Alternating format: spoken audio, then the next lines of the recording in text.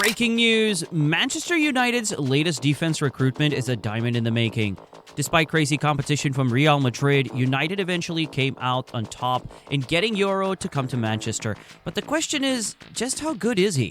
Yoro's career began in the city where he was born, St. Maurice. Yoro was born on the 13th of November 2005 and grew up with his parents in St. Maurice.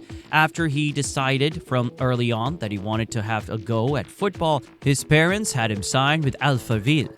Yoro only played a season at Alphaville before he left. Not because he wasn't good or got released, his parents moved across to the city of Lille. He got there, his class remained the same, and he joined Lille's academy. In Lille, he continued to grow, representing them at different age groups up until the youth level. He'd played for the under-19s and even the youth team in the UEFA Youth League, and he was becoming so good that towards the end of the season, Yoro made history. By coming on and making his debut against Nice, Yoro became the second youngest player to play for Lille, even pushing Eden Hazard behind. By the 2022-23 season, Yoro was ready to cement his place in the first team. Still only 17, Yoro was now included in the first team. According to Lille's coach at the time, Pau Fonseca, the idea was to have Yoro play a couple of games with the first team in preseason, but after watching him train for just a couple of training sessions, Fonseca changed his mind. Yoro was staying with the first team. He started the season on the bench for the first 3 matches, but it all changed for him and the team on match day 3 after they suffered a defeat that bad. Coach Fonseca knew he needed to ring the changes. They got beat by PSG 7-1. After that embarrassing defeat, Fonseca reshuffled his squad. Yoro came on as a sub in the 3-1 win versus Ajaccio and started the next 3 matches on the bench again, but against Toulouse, he got his chance. Played the entire game and helped the team to a 2-1 win. He didn't play in the next 10 games for the team though, and that's because it was a combination of many things.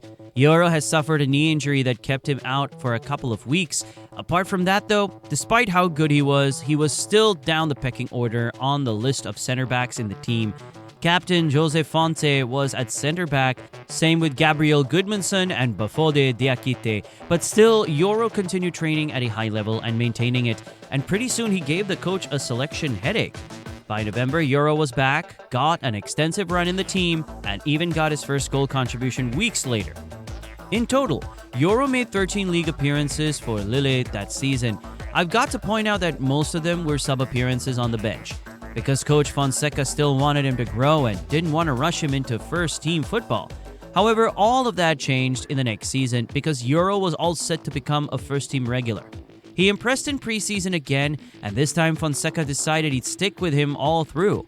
He was on the bench for the season opener against Nice, but after that, he played the next 10 games in a row and even got a goal in the process. For a guy who was supposed to be 17 turning 18, Yoro was a revelation. He'd already scored in Europe too, against HNK Rijeka, so he was proving he could do more than just add defensive numbers at the back. However, the match that really got people talking about Yoro was against PSG back in November. To put it into context, when these two met at this stage last season, Lille got thumped 7-1 and all of PSG's star players were on show. This time though, against an in-form Kylian Mbappe, Yoro was on smoke. He stood his ground all through, frustrated Mbappe for most of the game, and put in the crucial blocks as well. After this performance, it was clear Yoro wasn't just hype. The kid was very talented and still only 17, and because of that, the big teams were ready to have a go at him. After the performance he put in against them, PSG wanted him on their team. The thing is, Yoro had become a crucial part of the Lille defense by the time January rolled around. He'd played in every league game bar the season opener against Nice and had even represented the French under-21s in friendlies too. According to data from Opta, Yoro was second on the list of most aerial duels won in the top 5 leagues in Europe that season. He was the only defender to be in the top 10% in aerial tackles won and defensive duels won. And he quite simply never gave up. He was playing some real Rolls-Royce football, and the comparison started coming in too. It was like watching a French version of Virgil van Dijk. I've brought up his age a number of times, and it's because of how staggering it was. For a kid who was 17 and having to go up against players like Mbappe, Aubameyang, Lacazette, and other star names in League One, it was amazing to see how well he was performing. Yoro was talented enough, but he wanted to take his game to the next level. what'd he do after? He hit that subscribe button to footballers. Right after that move, Yoro had entered a level the elites could. He was part of the footballers now. Back to action on the pitch, and by the time March rolled around, people had discovered another asset to Yoro's game. His passing levels were very high too. Yoro had a pass completion rate of 92.3%, and this was just one of the highlights. It goes deeper than that when it comes to passing. Yoro was superb at keeping the ball. He was disposed only 0.03 times last season.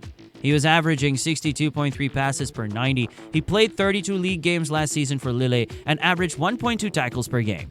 The same amount for interceptions, and had only committed 0.7 tackles per 90. Yoro's stats were so good, he was even getting calls to play for the national team. At the end of the season, Yoro had put on a masterpiece. He was nominated for the Young Player of the Season award and only lost out to PSG's Warren Zaire-Emery. He even made the League One Team of the Season. What a first start! This was only the beginning of the busy summer for Yoro. After the amazing season he had, Yoro had now emerged as a top transfer target.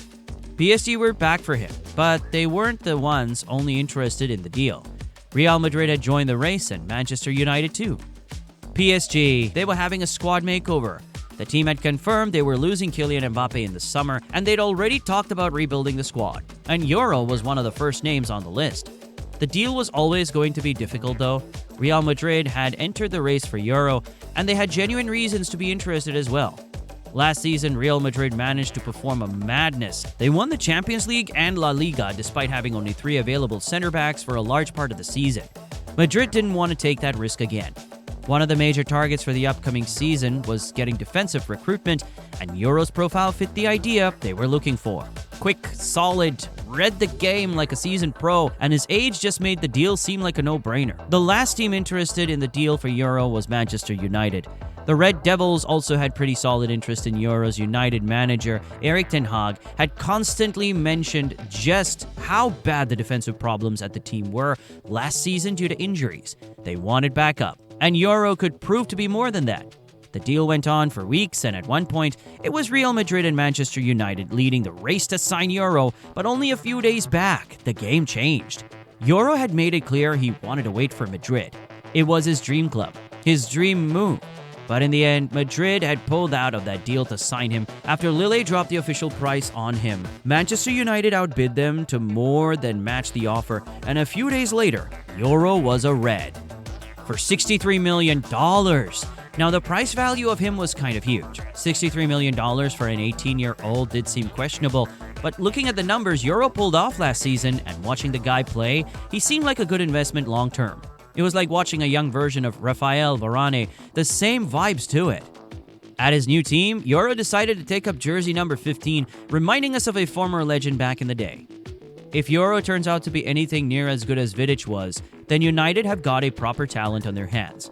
It remains to be seen just how well he'd fit in. But for now, it seems like some very smart business. Raphael Varane left the club as a free agent last summer, and instead of investing in a big-name replacement, they went for talent they believe will come good in the future. Whatever happens, Yoro's got the world at his feet. He's already received some of the highest praise from some legends of the game. You've got all the potential.